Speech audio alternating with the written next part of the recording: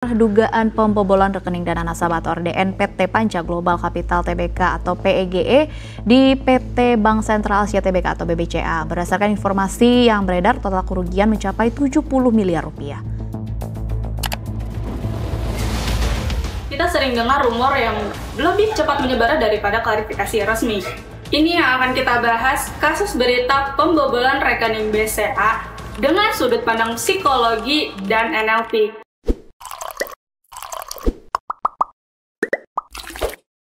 Halo Coach. Oke, ini kita bicara kasus berita yang lagi banyak dicari orang, bahkan bikin panik orang ya Coach ya, terkait kasus berita pembobolan rekening BCA. Nah, sebenarnya kenapa sih rumor itu gampang banget nyebarnya daripada klarifikasi resminya? Padahal klarifikasi resminya itu kayak masih sampai sekarang tuh belum ada gitu Coach. Sudah ada. Oh, sudah ada? Sudah ada klarifikasi. Oke, sudah ada, tapi kan kayak ibaratnya rumornya tuh banyak, bahkan lebih cepat. Iya, jauh rumornya. Oke, saya jawab ya. Sebelumnya saya cerita dulu cerita beritanya ini ya. Walaupun berita ini kan kita nggak topik ini kita bahas. Iya. Tapi kita bahas kenapa hal kayak gini bisa jadi mess. Kenapa bisa jadi viral. Kan itu kita bahas ya. Saya jawab sebenarnya kasusnya tersebut adalah jadi ada dana yang ditempatkan di rekening dana bersama. Oke. Kalau namanya ya kalau nggak salah rekening dana bersama. RNB, RN apa gitu ya, saya lupa. RDN. Iya, kalau saya rekening dana ya punya kurang lebih gitu. Yang fungsinya itu adalah satu perusahaan yang menyimpan seluruh dana orang-orang yang main saham atau main kurang lebih kayak main begitulah, main saham dan forex dan sebagainya. Nah, dana tersebut mendadak di rekening itu hilang. Hilang. Jadi istilahnya dananya belum dipakai tapi udah hilang. Iya. Nah, sejak kejadianlah ribut rame mengenai kejadian itu, bahwa seakan-akan bahwa Bank BCA kebobolan 70 miliar. Nah, tetapi bukan itu yang mau kita bahas. Yang mau kita bahas kenapa itu bisa viral. Ini menarik kan? Iya. Nah, kita bahas secara ilmu psikologi. Saya pakai catatan ya. Jadi yang pertama adalah karena ada beritanya itu sangat. Kenapa informasi itu bisa tersebar? Karena informasinya sederhana dan emosional. Oke. Sederhana dan emosional. Misalkan contoh. Rekening Bank BCA bobol, ya, kayak gitu kan? Rekening BCA dibobol 700 miliar, ya kan? Itu paling jadi heboh kan? Iya. Informasi sederhana dan emosional. Iya. Dan kebetulan ada teman saya juga kena. Oh iya Coach. 100 sekian juta. Banyak. Di kejadian itu, kemungkinan besar juga dia naruh uang di sana. Oke. Ya. Yang kedua, berita tadi selain sederhana dan ada emosional, berita tersebut ada urgent-nya. Dan ada ancaman. Ada ancaman? Maksudnya ancaman, kalau dia aja yang 70 miliar bisa hilang, masa uang lu di BCA nggak bakal hilang? Oh iya juga. Ya nggak? Iya. Itulah pemikiran mereka. Jadi maka mereka ada kekhawatiran. Kalau saya pribadi, ada dua arti. Sebenarnya, kalau yang kebobolan rekening mereka, ditaruh ke dalam salah satu rekening, bisa saja bukan rekening bank itu yang kebobolan, tapi sistemnya sekuritas yang kebobolan bisa aja loh. Iya, bisa. Ya dong. Nah, betul. Dan yang ketiga adalah kurangnya klarifikasi cepat. Makanya informasinya langsung menyebar. Jadi makanya biasanya harus cepat tuh. Begitu ada informasi, langsung press release. Ini enggak. Kayaknya mereka menyelidiki dulu. Mereka lebih hati-hati dan sebagainya. Oke. Ya, tapi kan jelas banget itu kan ancaman buat semua orang ya kan, kalau yang punya rekening kan bakal kena. Itu yang bakal terjadi. Oke. Nah, sebenarnya kalau misalkan kayak kita misalkan lagi ada problem ya Coach ya. Kalau misalkan klarifikasi itu apakah emang nunggu kita selidiki dulu kah, atau dari awal tuh kita harus klarifikasi dulu? Nanti bahkan bakal ada klarifikasi lagi kalau misalkan emang datanya udah ada gitu. Sebenarnya apapun yang terjadi, yang paling penting adalah kalau saya ngeliatnya ada pattern interrupt di otak. Pattern interrupt. Jadi tugas saya adalah ngecek dulu klarifikasi, benerkah bank itu kebobolan? Buktinya kenapa uang kamu masih tetap ada?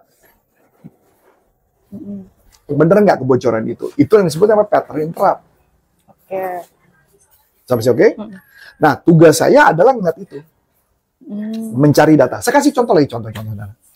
Kebetulan belakangan ini saya sempat mengalami gejala jantung saya berdebar kencang. Oke, dan debar cencang itu bukan cuma 1 hari, tapi bisa berhari-hari. Oh iya, Coach. Bos, ini Mas Adi saksinya lah. Saya dari Minggu sebelum berangkat kemarin ke Cikarang, Senin saya Minggu saya berdebar, Senin saya berdebar, Selasa saya ke dokter, nggak dikasih obat sama dokter, karena dianggap salah makan obat, salah makan obat asam urat katanya gitu kan. Rabu nggak dikasih obat, nggak dikasih obat.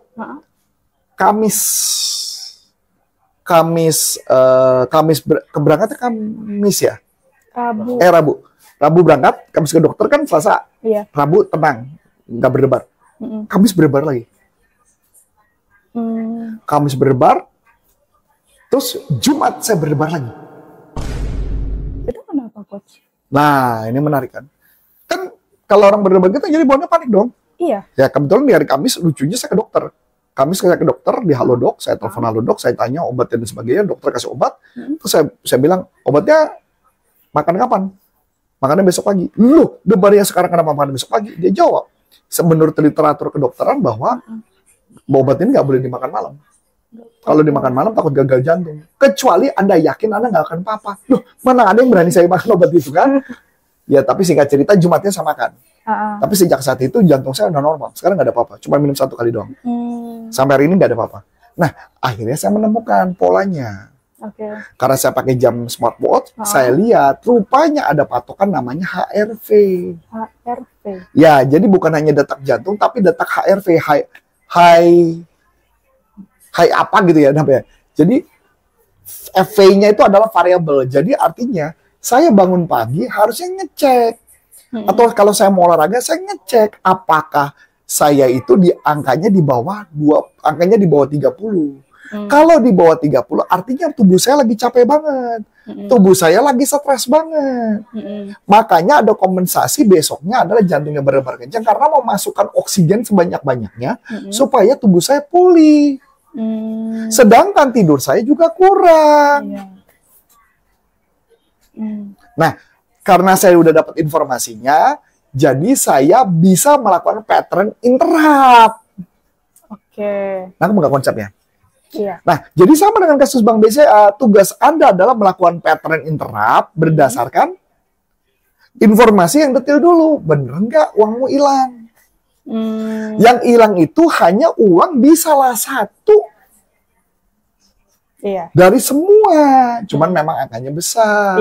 Apalagi pakai berita Bank BCA kebobolan, kan itu bikin orang panik tuh.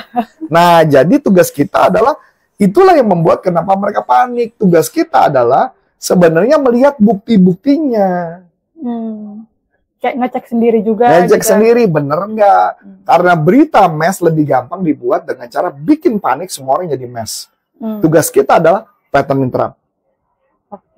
Selain pattern interrupt itu, Coach, kita tuh sebagai kayak ibaratnya selain kita ngecek sendiri, apa sih yang harus kita lakukan atau kita pikirin kalau misalkan kita ngelihat berita itu, Coach? Ya itu tadi, cuman pattern interrupt, ujung-ujungnya pasti reframing, nggak ada lagi. Karena kita harus menginterrupt informasi itu, kalau nggak kita ketakutan. Loh iya toh, sama aja kayak saya debar jantungnya panjang gitu. Iya. Dengan santai dokternya cuma bilang, ya kita lihat aja nanti ya, kita observasi selama 1 minggu. Set, orang debarnya udah debar, sudah observasi. Nah itu yang terjadi. Tapi saya perhatiin. Kayak contoh nih, saya dari hari Senin kemarin udah olahraga, Selasa udah olahraga keras, dan saya ngeliat HRV saya bagus, kayaknya aman. Berarti tubuh saya apa? Terjadi pemulihan. Nah berarti gitu ya, kalau mamanya teori ini benar, minggu ini saya liatin aja. Harusnya nggak ada debat lagi. Berarti kayak masih dalam pengamatan ya, Coach, nggak yang sekali lihat ya udah percaya aja gitu. Nggak bisa. Saya ngeliat pola, saya baca pola, dan saya memperhatikan pola saya beberapa minggu ini. Saya perhatikan rupanya saya kecapean banget, capek banget, sampai benar-benar capek. Orang katanya Mas Adi dengar katanya ngoroknya kencang banget. Nah itu kan artinya gambar itu. Tapi kan saya harus perbaiki diri saya juga. Ya saya berolahraga memang untuk sehat, tapi kan ya bukan berolahraga untuk mati kan. Iya. Tapi kalau misalkan dalam kasus yang berita pembobolan tadi tuh, kalau misalkan kita udah ngecek ya, Coach ya, oh aman nih gitu, besoknya ngecek oh aman nih. Jadi kalau misalkan udah mungkin dalam 3 hari, 5 hari, 7 hari polanya itu masih sama, oke kita udah kayak yang stop diri buat ngecek gitu. Sebenarnya ketika saya baca beritanya tentang bahwa tulisan itu adalah dana RDN, saya udah nggak khawatir. Orang gua nggak masukin dana ke RDN, sono kok. Oke. Oh, karena emang kitanya nggak yang ini kecurigaan saya ya. Iya.